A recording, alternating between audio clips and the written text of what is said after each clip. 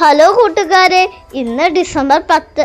കൂട്ടുകാരെ, നമ്മുടെ കുടുംബം ദൈവം നൽകിയ വലിയ ദാനമാണ്. നിനക്ക് ചേർന്ന ഇണയെ ഞാൻ നൽകുമെന്ന് പറഞ്ഞ തിരുവചനം നമ്മുടെ കൊച്ചു കുടുംബങ്ങളിൽ കാണാം. ഒരു കുടുംബം ഉണ്ടാകുന്നത് ദൈവസ്നേഹം ആകുന്ന അടിത്തറയിൽ നിന്നാണ്.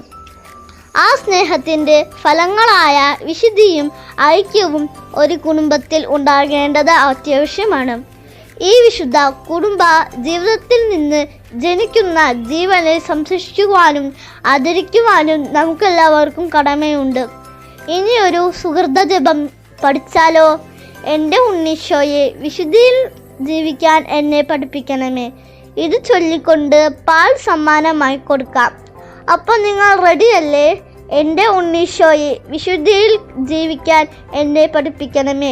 ഉണ്ണീശോയ്ക്ക് പാൽ സമ്മാനമായി കൊടുക്കാൻ മറക്കല്ലേ.